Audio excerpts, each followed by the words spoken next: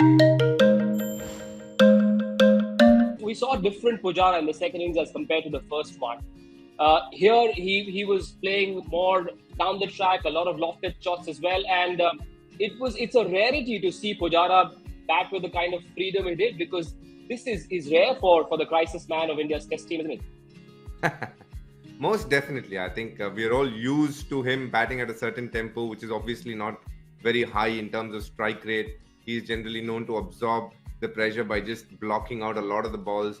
It was good to see him come out and do what he's done. I think a lot of this comes from the confidence that he's got while playing for Sussex. He's led Sussex recently in England when he decided to play county cricket there in the ODI tournament there. We saw a few tidbits of videos here and there on social media where he was playing the scoop, the lofted shot. He didn't employ those kind of shots, but he made sure that he got 100, which was eluding him for some time now, and that should calm him a lot before the big series that is coming up.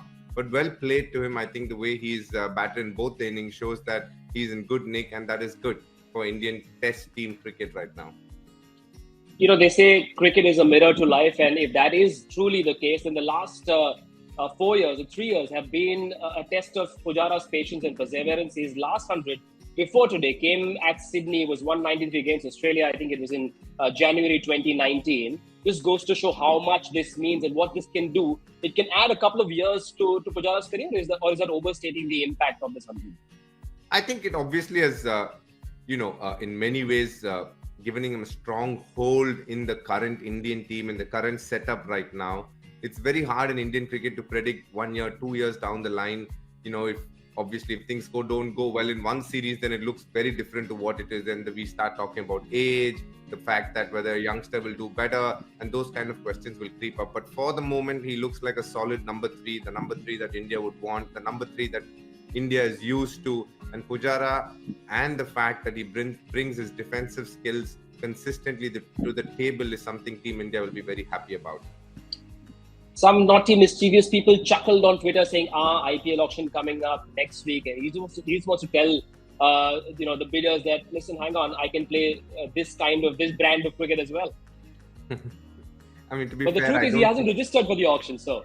Yeah, I mean, to be fair, I don't think he's having any keenness in playing the IPL. I think he's tried over a period of time, and he realizes that maybe that's not his cup of tea. So he's obviously, spending a lot more time during the summer in England and, honing his skills and playing some cricket that he enjoys playing at his stage of his life. It's not about trying to prove a point to anyone. It shouldn't be the case. It's about, where do I enjoy playing? Where do people, admire me? Where do people enjoy the fact that I bat this way? And I think those answers are definitely something that he's very well aware of, and that is not the IPL for him. And I think that is obviously playing for, going out in the summer and playing in England. And, I think he enjoys doing that. He takes his family along, and credit to him, he's found a niche for himself there. And that's how you need to progress as a cricketer, as a human being. I think when you realize that there is a battle that you can't win, then you probably need to move on to another battle. And I think he's gone on to that path. I refer to him as the crisis man of India's Test team. More often than not, when he comes into bat, he's got to do the saving job for the Indian team. There are some who say, listen, if he can play like this in the second innings, why not do it with more regularity? Why can't he open up more and play these kinds of shots a lot more freely, even otherwise? So it boils down to the mindset. What is the mindset right now?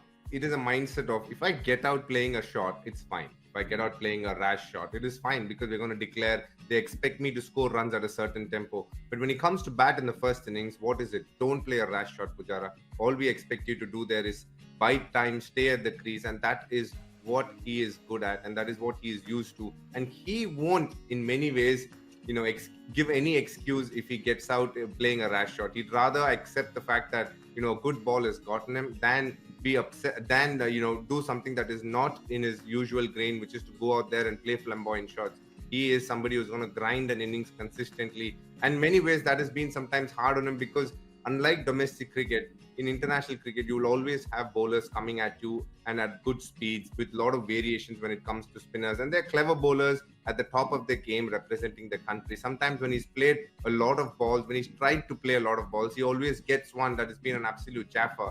And that has been his downfall at times.